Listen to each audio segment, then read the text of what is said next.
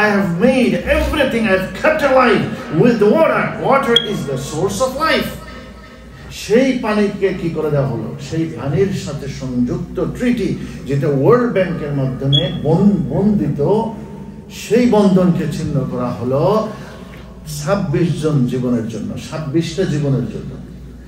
আর আমার আপনার একই রক্তবাহী, একই ইমানবাহী ফিলিস্তিনের জমিনে, কাশ্মীরের জমিনে, আরাকানের ভূমিতে, পৃথিবীর বিভিন্ন প্রান্তে লক্ষ লক্ষ মুসলমানের লাশ পড়তেছে, লক্ষ লক্ষ মা বোনের ইজ্জত লুণ্ঠিত হয়েছে, লক্ষ লক্ষ নারী শিশুর আত্মনাদে আকাশ বাতাস কেঁপে উঠছে। 56টা মুসলিম দেশ, অমুসলিম লিডারগুলোর কথা বাদই দিলাম, 56টা মুসলিম দেশ এবং এতগুলো মুসলমান, 1.8 বিলিয়ন মুসলিম, এরা ভালো করে আওয়াজ পর্যন্ত তুলতে পারে না। এটাই হলো সবচেয়ে বড় দুঃখের বিষয়। We are so biased, double standard, and we are weak, and the injustice have taken us over. আমরা জুলুমের সমুদ্রে ডুবে গেছি। 26টা হিন্দুর জন্য যুদ্ধ করতেছে, তুলকালাম কাণ্ড হয়ে যাচ্ছে, আর হাজার হাজার লক্ষ লক্ষ মুসলমানদের জীবন, ঝিলাম নদীর পানি এখনো মুসলমানদের রক্তে লাল হচ্ছে, তাদের জন্য কোনো টু শব্দ মুসলমান লিডাররা বলছে না। মুসলমান ধনশালী, লোকবলওয়ালা, জনবলওয়ালা, পেট্রো ডলার, পেট্রো রিয়ালের দেশগুলো, তারা চাইলে কত কি করতে পারত। তারা একেবারে they are acting like deaf and dumb. তারা বধির, বোবা, অন্ধের ভূমিকায় অবতীর্ণ হচ্ছে, মুসলমানদের লাশ করছে, মুসলমানদের ইজ্জত নিয়ে সিনেমিনি খেলা চলছে, আর তারা এখনো আলো আঁধারের মাঝে তাদের জাতিকে ডুবিয়ে রাখতে চায়। ব্যান্ড শোর ভিতরে, নাচের ভিতরে নর্তন, কুর্দন, নর্তকী নাচিয়ে পবিত্র ভূমিকে তারা অপবিত্র করার হীন খেলায় তারা এখনো মত্ত রয়েছে। আল্লাহ, তুমি আমাদের উপর রহম করো। আল্লাহ, তুমি আমাদের ঈমানকে জাগ্রত করে দাও এবং ঈমানের দৃঢ়পদতা, যেটাই আমাদের খুতবার মেইন বিষয়বস্তু, যে ইস্তিকামত, দৃঢ়পদতা, যে জীবনে যা কিছুই ঘটবে সৎপথ থেকে মুমিন তার ঈমানের রাস্তা থেকে বিচ্যুত হতে পারে না। বলে সুবহানাল্লাহ। মিনহুম মান কাদা রাহবাহু, সে চোখে দেখে মৃত্যুকে আলিঙ্গন করতে পারে। ওয়া মিনহুম মান ইয়ানতাযির, সে মৃত্যুর ঈদগাহে, মৃত্যুর সারিতে সে দাঁড়িয়ে থাকবে। ওয়ামা বাদদালু তাবদীলা, সে কখনো ঈমানের রাস্তা থেকে বিচ্যুত হতে। জমি টুটে জামাত উঠে, जहां सारे पलट जाए, नामुमकिन है कदम अपना मोहब्बत से फिसल जाए। पृथ्वी আসমান খান খান হয়ে ভেঙে পড়তে পারে, পাহাড় তুলু তুলু হয়ে উড়ে যেতে পারে, জমিন টুকরো টুকরো হয়ে যেতে পারে। Maybe sky breaks down in pieces and the mountains flies like ashes, and the earth may get cracked into bits and pieces, but the believer, a true believer, he can move from the path of his love and faith. Say subhanallah. Subhanallah. That is steadfast, that is istiqamat. Ramadan আসলো আমাদের চারিত্রিক বিশুদ্ধতা নিয়ে। রমাদান শেষ হয়ে গেল, কই আমাদের চারিত্রিক বিশুদ্ধতা আছে?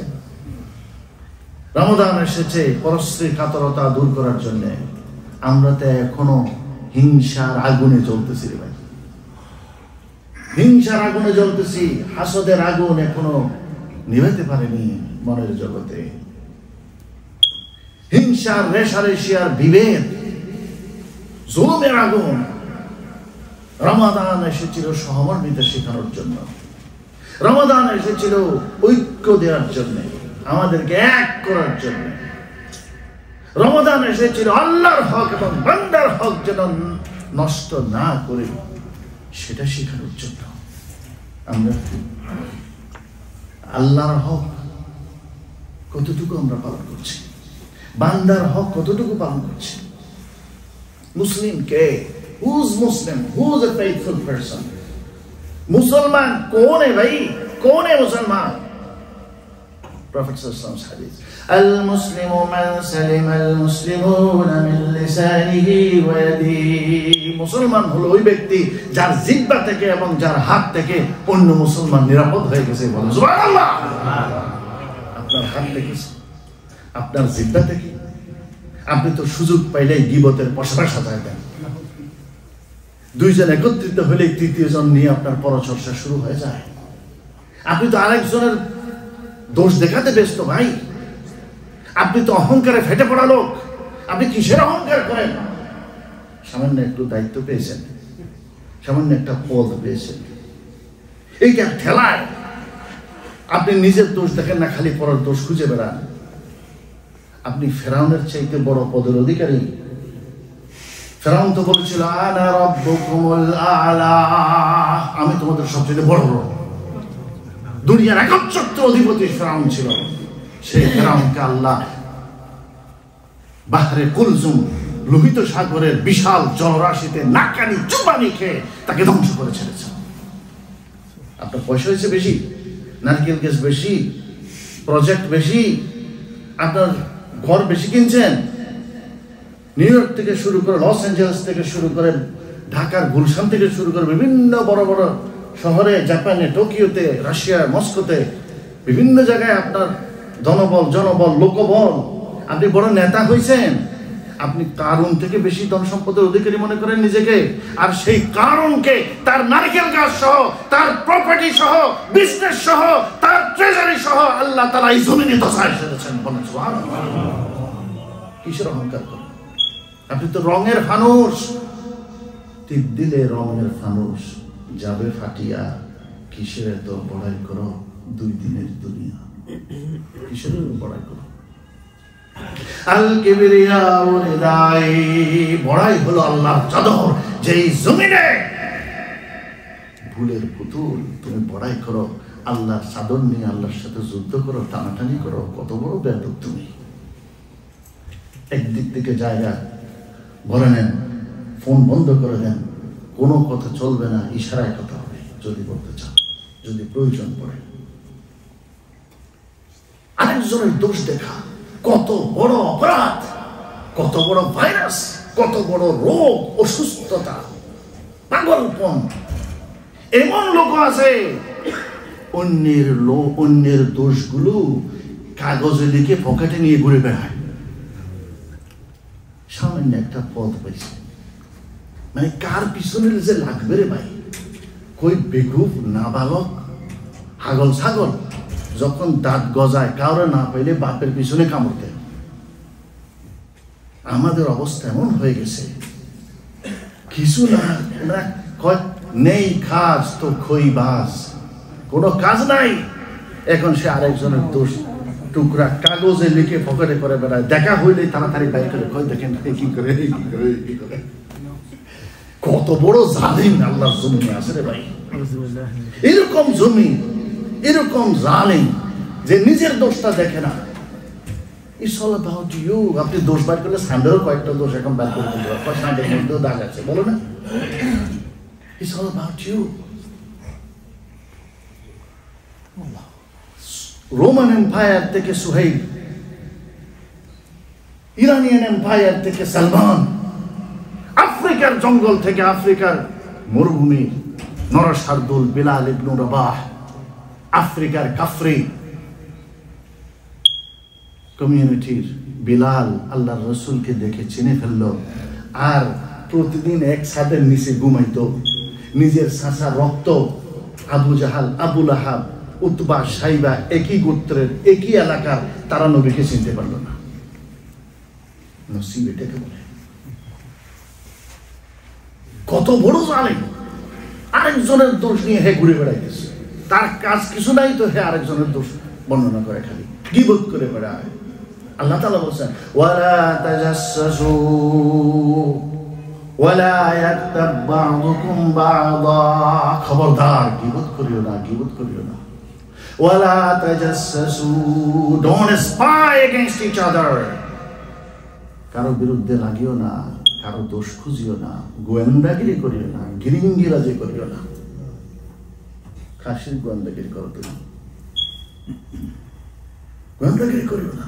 আইউহিব্বু আহাদুকুম, কোরআনের আয়াত শোনাচ্ছি, আইউহিব্বু আহাদুকুম আন ইয়াকুলা লাহমা আখিহি মাইতা, নিজের ভাইরে মেরে লাশটা পৌঁছে গেলে ওই লাশের গোশত খাওয়া যেরকম অপরাধ, আল্লাহ কোরআনে এটা বুঝাইতে চাইতেছেন যে নিজের ভাইরে নিজের হাতে হত্যা করে, নিজের মায়ের পেটের ভাই, ভাই কি জিনিস, ভাই বড়দন রক্তের বাঁধন, ভাই কি জিনিস, যেই পেটের ভিতরে 9 মাস আপনি ছিলেন, ওই মায়ের পীযুষ ধারা পেয়ে ওই জায়গায় আপনার ভাই ছিল, যেই রক্তের ধারা আপনার শিরায় প্রবাহিত, ওই রক্তের ধারা আপনার ভাইয়ের শিরায় প্রবাহিত, সেই ভাইরে মেরে, এই যে ভাই অসুস্থ হয়েছে আমাদের সভাপতি সাহেবের, কতদিন থেকে, এই যে কয়দিন থেকে, প্রত্যেকে নিজের ভাই যখন, নিজের মা, আমাদের জাকির ভাইয়ের মা অসুস্থ, এই যে আমাদের শহীদুল্লাহ ভাই বললেন ওনার ভাই হাবিবুল্লাহ অসুস্থ, কেমন ফিল করতেছেন যে মা অসুস্থ হয়ে গেছে, ভাই অসুস্থ হয়ে গেছে, নিজের ভাই অসুস্থ হয়ে গেছে। আল্লাহ বলতেছেন এই ভাইরে নিজের হাতে হত্যা করে শরীরটা পৌঁছে গেলে ওই আবার নিজের হাতে ওই মরা ভাইয়ের গোশত টেনে টেনে ছিঁড়ে খাওয়া। একটা আর দুইটা বাইর করুন, জি জি আচ্ছা আছে, ওখানে দুইটা আছে, ওই দুইটা দেখি অবস্থা কাহিল। আল্লাহ তুমি আমাদের উপর রহম করো, জোরে বলেন আমিন। ওই রকম মরা ভাইয়ের গোশত নিজের হাতে আবার মরা ভাইয়ের শরীর থেকে নিয়ে চাবায় চাবায় খাইলে যেরকম লাগবে, যারা গীবত করে বেড়ায়, যারা গীবত করে তাদের অপরাধ এরকম। জোরে বলেন নাউজুবিল্লাহ। লা ইলাহা, জিকির করেন লা ইলাহা ইল্লাল্লাহ,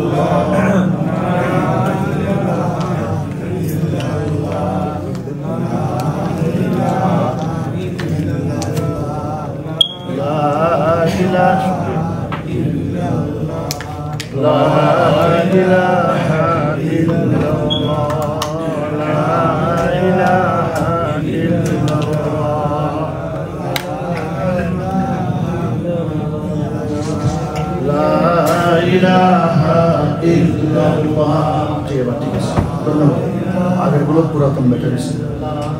লা ইলাহা ইল্লাল্লাহ, লা ইলাহা ইল্লাল্লাহ। বলছিলাম যে এমন জালিমও আছে এই জমিনে যারা নিজের দোষ দেখে না, আরেকজনের দোষ, নিজের টাইম খরচ করে, নিজের এনার্জি করে, নিজের কলম দিয়ে, নিজের খালি খরচ করে, নিজের কাগজ খরচ করে পকেটে নিয়ে ঘুরে বেড়ায়, যাতে সমাজের মধ্যে ফিতনা ফাসাদ সৃষ্টি হয়, আরেক ভাইয়ের চরিত্রের উপরে জালিম জুলুম করে বেড়ায়।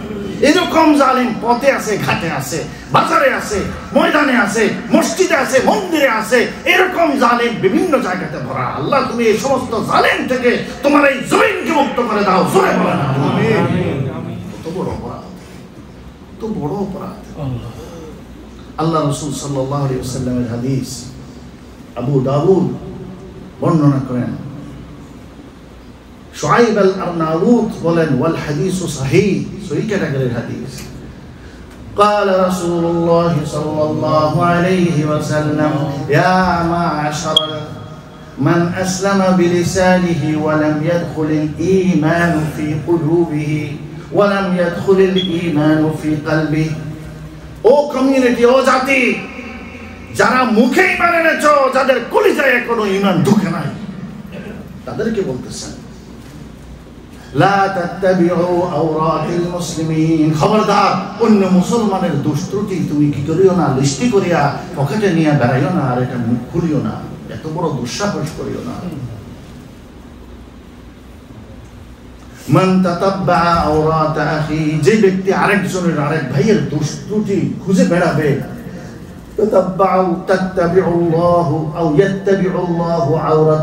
আল্লাহ তার দোষ খুঁজে বেড়াবেন। আর আল্লাহ যার দোষ ত্রুটি খুঁজে বেড়াবেন, তার ঘরের ছাদের নিচে, তার পরিবারের মাঝে আল্লাহ তাআলা তাকে নাস্তানাবুদ এবং ধ্বংস করে ছাড়বেন। বলেন নাউযুবিল্লাহ। তাকে বেইজ্জত করে ছাড়বেন। ইমাম ইবনুল জাওজি সাইদুল খাতির কিতাবের মধ্যে বর্ণনা করেন, বিখ্যাত মুহাদ্দিস ইমাম শামসুদ্দিন আয-যাহাবী সিয়ারু আ'লামিন নুবালার মধ্যে হাদিস এই যে বর্ণনাটি এনেছেন। মুররা আল-বাহিলি নামে একজন লোক ছিল, পয়সাওয়ালা ছিল, ওয়ালিয়ান, তো ক্ষমতাবান ছিল, কিছু পদের অধিকারী ছিল, আর কিছু তো আছে পরের ধনে পদ্মারি করে, আরেকজনের টাকা নিয়ে নিজে বাহাদুরি করে আর বসগিরি দেখায়। আর এরা ধরাকে সরাজ্ঞান করে, অসম্মানিত করতে চায় সম্মানিত লোকদেরকে, সম্মানিত লোকদেরকে অসম্মান করতে বেড়ায়। পিছনে ক্যামেরা দিয়ে যেন ঘুরে খালি কার বিরুদ্ধে লাগা যায়, কার দোষ গোপন করা যায়। তো রাতের অন্ধকারে দেখলো যে আবু মুসা ওই এলাকার সম্মানিত ব্যক্তি, উনি ওই থলের মধ্যে করে কি যেন নিয়ে আসে করে। তো পাশের লোক তো খালি দাঁড়ায় থাকে, খালি তাকায় থাকে, তার ঘরে কে আসছে। দেখি যে রাতের শেষের দিক কিছু একটা নিয়ে ঘরে ঢুকে, এই সুযোগ একটা পাইছে, সব জায়গায় করে মানুষটা ভালো না, চুরি করে মনে হয়। দেখতে তো হুজুর মানুষ, শেখ মানুষ, পিছনে নামাজ পড়ি, কিন্তু মনে খুব খারাপ। কি কয়, দেখো এই যে কাগজের মধ্যে লিখে রাখছি এত তারিখে এই কাজ করছে, অত তারিখে এই কাজ।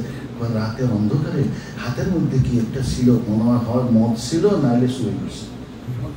যাইয়া হাজির ওই জামানার সবচেয়ে বড় হুজুর ইমাম আহমদ ইবনে হাম্বলের কাছে।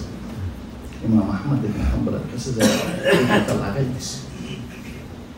আরিত্য বছরে ভালো লোক ছিল তো, ওই যে রাসূলুল্লাহর হাদিস তার উপর ফলে গেছে কথা। এই যে গীবত করে ছাড়তে পারে না কয়েকদিনের মাথায় হঠাৎ করে একদিন রাত্রে সে দফাস করে পড়ে গেল, অন্ধ হয়ে গেল, তার পুরো শরীর প্যারালাইজড হয়ে গেল, মৃত্যু মুখে, মৃত্যুসজ্জায়। ডাক্তাররা বলল, আমরা এটা মনে করি না যে এটা কোনো স্বাভাবিক কোনো অসুস্থতা, মনে হয় তোমার উপরে কি কারো অভিশাপ লেগে গেছে, কারো অভিশাপ তোমার উপরে লেগে গেছে।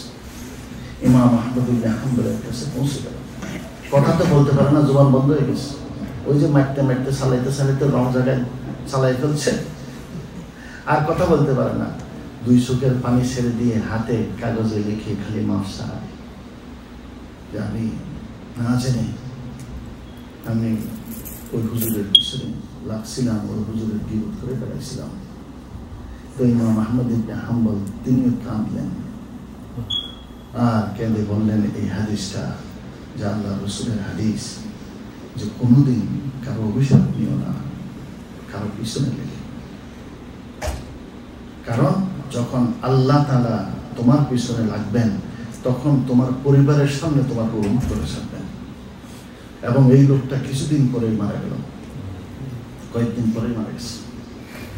এবং মৃত্যুতে ইমাম আহমদ আরো বেশি কাঁদছিলেন এবং তিনি বারবার বলছিলেন, আখাফ, আমি এই ভয় করি যে কিয়ামতের ময়দানে আল্লাহর সামনে দাঁড়িয়ে যখন কেউ আওয়াজ দিবে, আল্লাহুম্মা ইনতাকিম মিন্নি, আল্লাহ জমিনে তো প্রতিশোধ দিতে পারি নাই, আমার ইজ্জতের উপর ছুরি ছাড়াইছিল, আমার ইজ্জতের উপর টাকা দিয়েছিল, এই ডাকাত দুনিয়াতে তো তারা ধরতে পারে নাই, মাবুদ আজকে কিয়ামতের ময়দানে বিচার দিলাম। ওই দিনকে আমি সবচেয়ে বেশি ভয় করতেছি। আল্লাহ তুমি আমাদের সবাইকে রক্ষা করো, বলেন আমিন। নিজের জবানকে রাখান দিন, গীবত করবেন না, দরকার নাই। আপনার যদি ভালো না লাগে মুখে পানি নিয়ে বসে থাকেন, তারপরেও আরেকজনের ইজ্জতের উপরে হাত দিবেন না। সম্মানিত মানুষকে হাত দিয়ে কারো পেটে যেন লাথি না পড়ে, খবরদার। আপনার দ্বারা যেন কারো রিজিকে কষ্ট না হয়, আপনার দ্বারা যেন কারো ইজ্জতের উপরে ডাকা না হয়। এটা বড় জুলুম, এটা বড় জুলুম। আযলুমু যুলুমাতু ইয়াউমিল কিয়ামাহ, অন্ধকার নিয়ে আসবে আপনার কবরে, কিয়ামতে আপনার জন্য অন্ধকার অপেক্ষা করবে। ইত্তাকি দাওয়াতাল মাজলুম, খবরদার মজলুমের অভিশাপকে ভয় করো। ফাইন্নাহু লাইসা বাইনাহু ওয়া বাইনাল্লাহি হিজাব, মজলুম ব্যক্তি আর আল্লাহর মাঝে কোনো পর্দা থাকে না। কারণ মজলুম ব্যক্তির হৃদয়ের আহাজারি, সে জবান না বললেও আল্লাহর আসমান ভেদ করে আল্লাহর কাছে পৌঁছে যায়।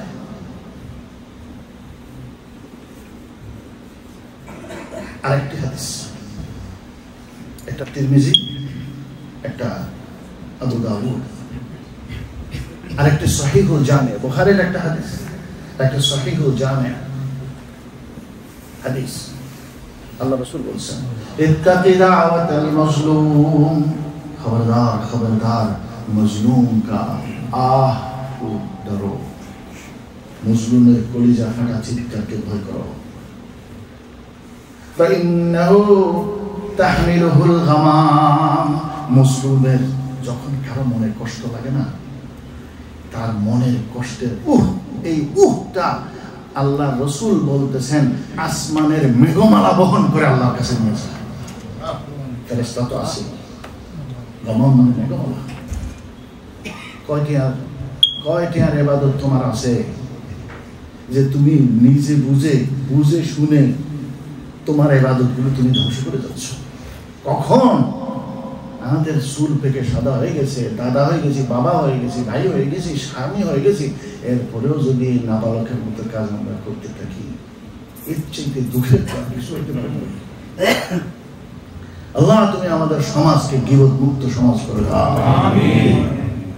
আল্লাহ মুসলিমের ফরিয়াদ থেকে তুমি আমাদেরকে হেফাজত করো। আমিন। মনে রাখবেন, আপনি কাউকে কষ্ট দিলেন, হয়তো সে কিছু বলবে না। ওই যে আমাদের ইঞ্জিনিয়ার সাহেব, আমরা কথা বলতেছিলাম, হঠাৎ একটি বর্ণনা, এটা বিভিন্ন কিতাবেও বর্ণিত আছে কাহিনীটা, যে একজন লোক যাচ্ছিল, তার ওয়াইফ ছিল, খুবই সুন্দর সুশ্রী, দামি কাপড় চোপড় পরে যাচ্ছিল। একটা সাধারণ মানুষ, সরল মানুষ যাচ্ছিল, তো তার পায়ের ওই যে কাদা রাস্তার মধ্যে ছিল, কাদা ছিটকা পড়ে ওই তার বউয়ের গায়ে কাদা পড়ছে। হ্যাঁ, স্বামী তো ওভার প্রটেক্টিভ আছে, ধাম করে মারি দিচ্ছে একটা থাপ্পড়। তো এই লোকটা থাপ্পড়ে চলে গেছে। কিছুক্ষণ কিছু দূর যাইতে না যাই পিছনে ধবাস করে আওয়াজ হইলো, কি হইলো, হার্ট অ্যাটাক করে পড়ে গেল, স্পট ডেথ, মারা গেল। এখন চেঁচামেচি করে বউ বলতেছে, এই হুজুর এটাই আমার স্বামীরে মারছে, বদুয়া দিয়ে মেরে ফেলছে। এখন তারা দিছে থাপ্পড়, এখন কি হয়ে গেছে, বদুয়া দিয়ে মেরে ফেলছে। এখন যায় সবাই তাকে ধরছে, এই তুমি বদুয়া দিল? ভাই আমি তো বদুয়া কিছু বলি নাই, তবে একটা জিনিস আমার কাছে মনে আছে, এটা বলবো? কয় বলেন। কয় হেতে যে আমার থাপ্পড়টা দিছে, আমি তো ইচ্ছা করে তার কি তার বউয়ের কাপড়টা কি করে নেই, ইচ্ছা করে ময়লা করে নেই, অসতর্কভাবে লেগে গেছে। আর সে আমার যেভাবে জুলুম করলো, তার খারাপ লেগেছে, যেহেতু সে তার বউকে ভালোবাসে। আর সে আমার উপর জুলুমটা যে করেছে অন্যায় ভাবে, আমারও এমন একজন আছে যে আমারে ভালোবাসে, উনি বরদাস্ত করে নাই। সে যেরকম বরদাস্ত করতে পারে নাই, ধাম করে আমার উপর জুলুম করে দিল, সে যে আমার উপর জুলুম করেছে, আমার রব বরদাস্ত করতে পারে।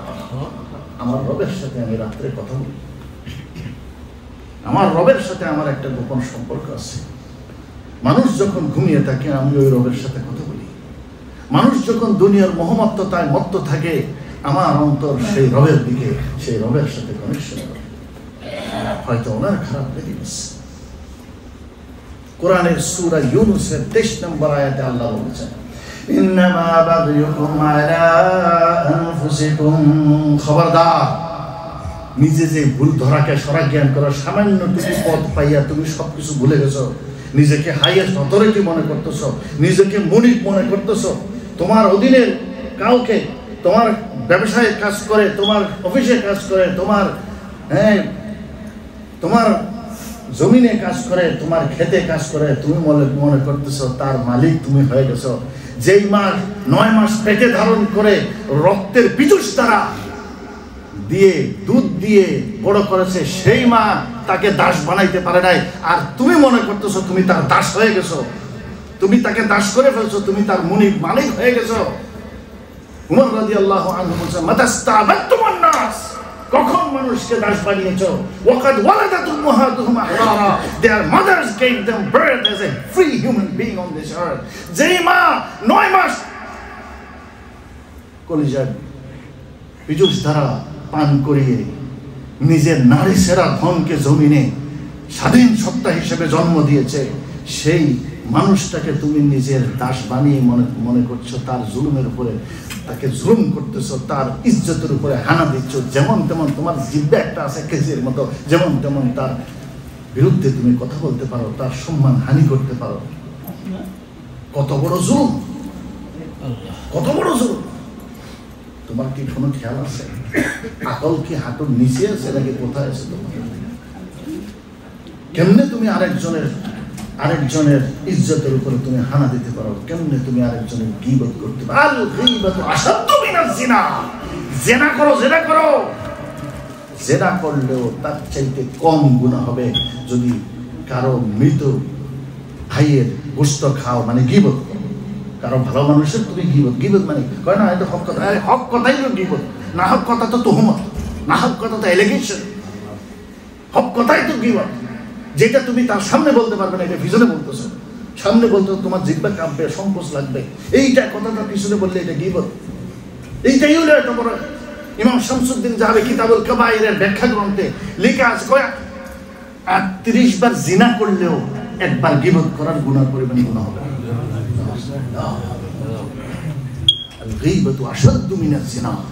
মানুষ হত্যা করা সবচেয়ে বড় পাপ, তার চাইতে নিজের ভাইকে হত্যা করা, আবার পচা গোশত পচা পর্যন্ত অপেক্ষা করা, আবার ওই ভাইকে দাফন না দিয়ে, কাফন না দিয়ে, জানাজা না পড়িয়ে, কবরে না নামিয়ে সে নিজের হাতে কেটে কেটে ওই ভাইয়ের গোশত খাওয়া, কত বড় অপরাধ! আল্লাহ তুমি আমাদেরকে রক্ষা করো।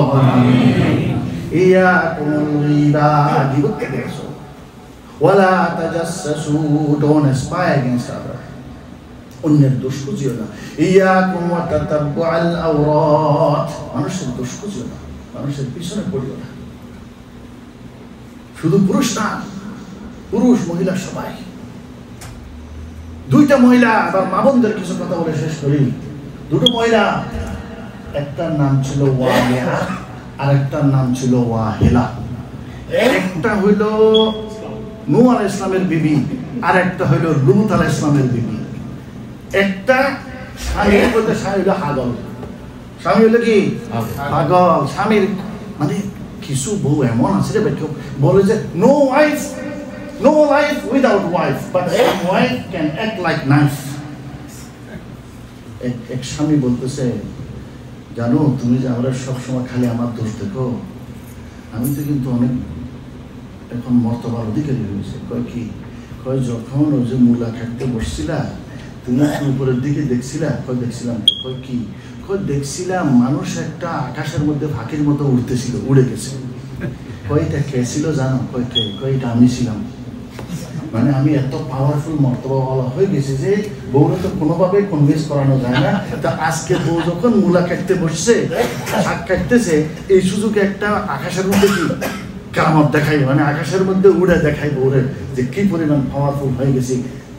তো বউ বুঝ, তুমি ওইটা ছিলে, এই জন্য তো চিন্তা করি যে ঠ্যাং একটা দেখা ছিল। ওই উড়ার সময় পা একটা কি ছিল? বাঁকা ছিল। তুমি তো এই জন্যই তো উড়ানোর সময় ভালো করে তুমি উড়তেও পারো না, মানে ওইখানেও দোষ, ওইখানেও সে ভালোটা দেখবে না। এই একটা মানুষ, মাটির মানুষ, আকাশে মর্তবাওয়ালা হয়ে আকাশে উড়তেছে, হেঁটেছে, কেন দোষ বুঝতেছে। পা একটা কি ছিল? নূহ আলাইহিস সালামের বউ খালি হাজবেন্ডের দোষ খুঁজতো, দোষ খুঁজে বেড়াতো, সমাজের মধ্যে বলতো আমার স্বামী এরকম, আমার স্বামী এরকম, আমার স্বামী এরকম, খালি চলনা করতো। ওই কারো না পাইয়া বললাম কি আপন জনের পিছনে লাগতো। আর লূত আলাইহিস সালামের বউ ছিল জাসুসি করতো, গোয়েন্দাগিরি করতো, ঘরের খবর পরেরকে জানাইতো। দুশ্মনের সাথে স্বামী যত দুশ্মন ছিল প্রত্যেকের ঘরে ঘরে যায় দৃষ্টি করে, আজকে আমার স্বামী এটা করছে, আজকে আমার স্বামী এটা করছে, আজকে এই কাজ করতো, গোয়েন্দাগিরি করতো। আল্লাহ তাআলা দুটোটার কথা কোরআনে উঠায় দিলেন। বলেন নাউযুবিল্লাহ। দারাবাল্লাহু মাসালান লিল্লাযীনা কাফারু ইমরাআতা নূহিন ওয়া ইমরাআতা লূত। দুইজন নবীর স্ত্রী হয়েও, মুসলমান হয়েও আল্লাহ তাআলা বলতেছে এদেরকে আল্লাহ ঘাড়ে ধরে জাহান্নামে নিক্ষেপ করবে। তাদেরকে বাঁচাতে পারবে। ভালো পরিবারের ছিল, ভালো বংশের ছিল, অজানা ঘরের ছিল, কিন্তু এবং পরহেজগার স্বামী নবীর বিবি হওয়ার পরেও তারা বাঁচতে পারে নাই আল্লাহর আযাব থেকে, আল্লাহর শাস্তি থেকে। বলেন নাউযুবিল্লাহ। তারপরে এবার বলতেছেন, আমি শেষ করতেছি তাড়াতাড়ি, এই জন্য ডিটেইলে যাচ্ছেন, আমি এটা অনেক কথা বলা যাবে, আপনারা সন্ধ্যে পর্যন্ত শুনতে পারবেন, টায়ার্ড হবেন না। এত সুন্দর কোরআনের ব্যাখ্যাগুলো। আল্লাহ তাআলা কোরআনকে এই জন্য ইসলামের জীবন্ত মুজিজা বানিয়েছেন। বলা সুবহানাল্লাহ। এবার আল্লাহ বলছেন ওয়া দারাবাল্লাহু সূরা তাহরীমের শেষের দিকে আপনারা এগুলো দেখে নেবেন। ওয়া দারাবাল্লাহু মাসালান লিল্লাযীনা আমানু ইমরাআতা ফিরআউন। মুমিনদের জন্য এক্সাম্পল, উদাহরণ আল্লাহ বলতেছেন তোমাদের জন্য আমি এক্সাম্পল, উদাহরণ বানিয়ে দিলাম। কাকে? আসিয়া বিনতে মুজাহিম, ফিরআউনের স্ত্রীকে। স্বামী খারাপ, দুনিয়ার সবচেয়ে বড় কাফের আছে, আকসারুল কাফির, দুনিয়ার সবচেয়ে বড় কি বড় খারাপ স্বামী ফিরআউনের স্ত্রী আসিয়া বিনতে মুজাহিম। আল্লাহ বলতেছে তাকে আমি এত পুরস্কার করলাম যে তার কথা কিয়ামত পর্যন্ত মানুষের জন্য উদাহরণ হয়ে কোরআনে রয়ে গেল। সুবহানাল্লাহ। She was steadfast, নিজের চরিত্রকে, নিজের নীতিকে এবং ঈমানের রাস্তা থেকে কোন পরিমাণ সে বিচ্যুত হয়নি। আসিয়া বিনতে মুজাহিম ঈমান ছাড়ে নাকি। একটা সময় দিলে ফিরআউন বলল যে তাকে ময়দানে তপ্ত মরুভূমি, মিশরের তপ্ত জমিন, কিরকম গ্রীষ্মকালের জমিন, মরুভূমির জমিন, তাকে শোয় রাখো 1 ঘন্টা 2 ঘন্টা না, 1 দিন যায়, 2 দিন যায়, 3 দিনের পর দিন আসিয়াকে শোয় রাখে। শুধু তাই না, ইবনে কাসির আবুল ফিদা ইমাদউদ্দিন আবিল ফিদা ইমাদউদ্দিন ইবনে কাসির বর্ণনা করেন যে দুই হাতে 2টা, 2 পায়ে 2টা, মোট 4টা পেরাক মেরে জীবন্ত আসিয়াকে শোয় রাখা হয়েছিল। বুকের উপর পাথর তুলে দেওয়া হয়েছিল। এক সময় নির্যাতন, মানে যত ধরনের নির্যাতন হইতে পারে, কিছু স্বামী এরকম বদ আছে, এরকম জালিম আছে যে জুলুম করার জন্য কেউ তার জুলুম থেকে রক্ষা পায় না, এমনকি সহমর্মিনী স্ত্রীও তার জুলুম থেকে রক্ষা পায় না। বলেন নাউযুবিল্লাহ। আল্লাহ রাসূল বলেন খায়রুকুম লিআহলি, তোমাদের মধ্যে সর্বোত্তম ব্যক্তি ওই ব্যক্তি যে তার স্ত্রীর কাছে উত্তম। স্ত্রীর উপরে জুলুম করো না, স্বামীর উপরেও জুলুম করো না, স্বামীরাও স্ত্রীর উপরে জুলুম করো না। আমরা চাই আপনাদের ঘর শান্তির ঘর এবং জান্নাতের বাগান হিসেবে প্রতিষ্ঠিত হোক। বলেন আমিন। ফিরআউন বলল তার কাপড় খুলে ফেলো। ভাই, একটা পুরুষ আপনি সম্মানিত মানুষ, আপনি যদি আমার বলেন হুজুরের কাপড় খুলো সবার সামনে, কেমন না? আপনাকে যদি বলা হয় আপনার কাপড় খোলা হবে, কষ্ট লাগবে না? আর সেখানে একজন মহিলাকে যদি বলা হয় তাকে বেআব্রু করো, তার কাপড় খুলে ফেলা হলো, তার সন্তানগুলো ছিনিয়ে নেওয়া হলো। যেই প্যালেস ছিল, প্যালেসের মধ্যে প্রেসিডেন্সিয়াল প্যালেস ছিল, প্রাসাদোপম বাড়িতে ছিল, সেখান থেকে বের করে মরুভূমিতে শোয় রাখলো দিনের পর দিন। কাপড় খুলে ফেলা হলো, বেইজ্জত করা হলো। তপ্ত মরুতে তার শরীরে রক্ত চর্বি বের হতে হতে শুকিয়ে গেল, বুকের উপর পাথর চাপা দেওয়া হলো। আর এই অবস্থায় ফিরআউন এসে বলে যে ঈমান ছেড়ে দাও। কথা বলবেন না, ঈমান ছেড়ে দাও, ঈমান আল্লাহকে অস্বীকার করো। আর আসিয়া বলল আল্লাহকে ছাড়তে পারি না, সবকিছু ছেড়ে দেব, আল্লাহর ঈমান ছেড়ে দাও। Whatever you want to do it. তুমি যা ইচ্ছা করো, কিন্তু যে মাবুদের ঈমান পেয়েছি সে ঈমানের রাস্তা থেকে বিচ্যুত হবো না। ফিরআউন বলতেছে তাকে তার চোখটা প্রাসাদের দিকে করে দাও, চোখের সামনে যেন প্রাসাদ থাকে, আর উপর থেকে পিটাইতে থাকো, জুলুম করতে থাকো। আর ওই সময় আসিয়া প্রাসাদের দিকে তাকায় না, আসমানের দিকে তাকায় বলে, রব্বি বিনি ইনদাকা বাইতান ফিল জান্নাহ। রব্বি, আমার রব, ইবনি, আমার জন্য একটা বানাও, বাইতান, ঘর, যে ফেরাউন আমার স্বামীর ঘর থেকে আমার থেকে স্বামী ছিনিয়ে দিল, নারী ছেড়া ধন ছিনিয়ে দিল, মাথা গোজা খাই ছিনিয়ে নিল, প্রাসাদ ছিনিয়ে নিল। মাবুদ, জমিনের কোন ঘরের প্রতি আল্লাহ লাইক নই। রব্বি বিনি, আমার জন্য একটা বাবা কনস্ট্রাক্ট করো, construct for me a palace, a dwelling ইনদাক, তোমার কাছে। ঘর ছাওয়ার আগে ঘরের প্রতিবেশী চাইলেন, ইনদাকা মানে তোমার কাছে। আল্লাহ, আমার ঘরটা যে কোনো জায়গায় না, আমি তোমার কাছে থাকতে চাই, আমার ঘরটা তুমি মাহমুদের প্রতিবেশী আমার বানাও। ইনতাখাবাত আল জার ক্বাবলা দার, ঘরের আগে আল্লাহর প্রতিবেশিত্ব, আল্লাহর প্রতিবেশী হওয়া আল্লাহর কাছে চাই নিলেন। সুবহানাল্লাহ। আল্লাহ মাবুদ, তুমি আমাকে তোমার কাছে করে নিও। বাইতান, এমন এক ঘর, ফিল জান্নাহ, জান্নাতের মধ্যে।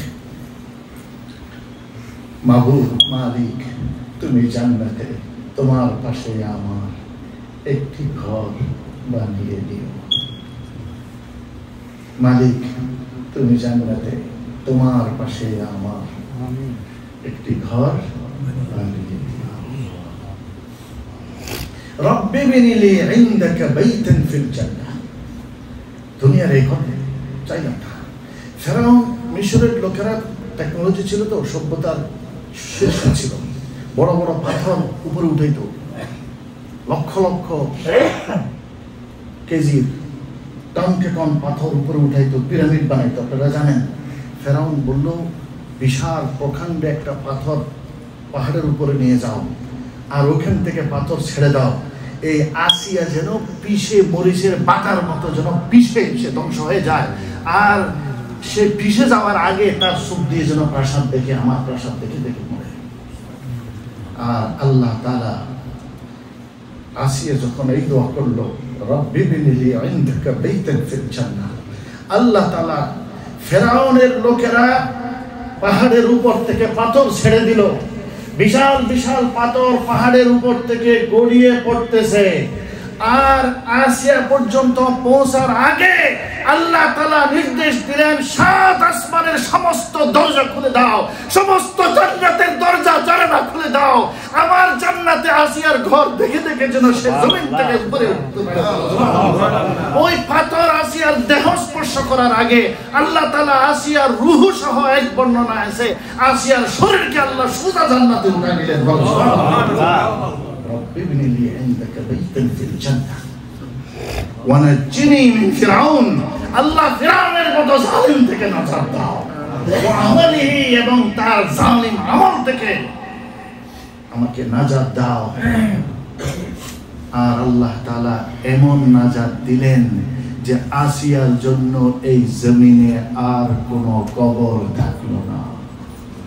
আসিয়ার কবর আল্লাহর জান্নাতে সোজা হয়ে গেল। সুবহানাল্লাহ। জমিনে আসিয়ার আর কোনো কবর রইল না। এক হাদিস আছে, রুহুল মাআনি রুহুল বায়ান, ইসমাইল হাক্কি তাফসীরে লিখেন যে আসিয়ার শরীর সহ আল্লাহ তাআলা ওই পাহাড় পাথর বিশার আগে আল্লাহ তাআলা আল্লাহর জান্নাতে নিয়ে গেলেন।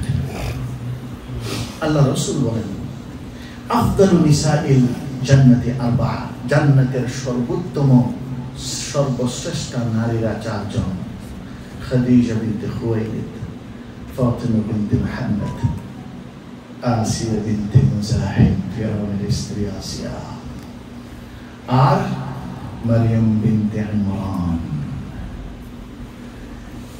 ইসরাইলিয়াতের একটি বর্ণনা,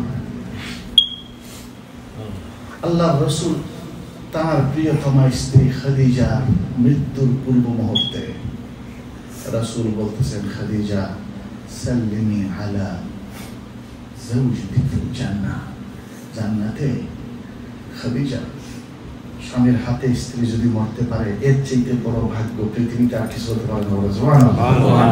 আর যে স্বামী স্ত্রীর কোলে মাথা রেখে মরতে পারে, ওই স্বামীর চাইতে ভালো কত পবিত্র এই বন্ধন, চিন্তা করেন, বল সুবহানাল্লাহ। তার চাইতে সফল স্বামী হতে পারে না।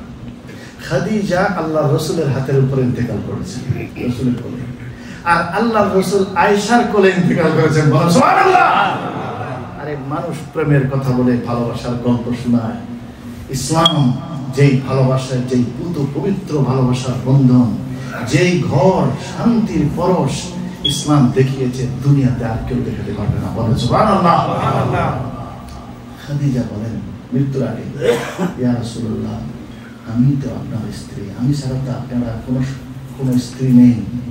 আল্লাহ রাসূল বললেন যে কিয়ামতের দিন দুনিয়ার একটা মেয়ে আসিয়া বিনতে মুজাহিমের কন্যা আসিয়া স্বামীর সুখ জমিনে পায় নাই, এত জুলুম করত, এই ফেরাউন জুলুম করত।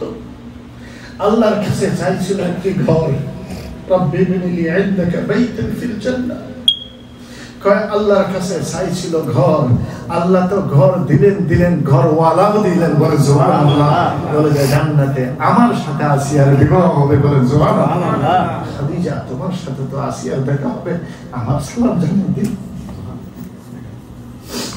আল্লাহ তুমি আমাদের স্ত্রীদের উপর রহম করো, আমিন। আমাদের স্বামীদের উপর রহম করো, আমিন। আমাদের ঘরগুলোকে শান্তির নীড় হিসেবে কবুল করো।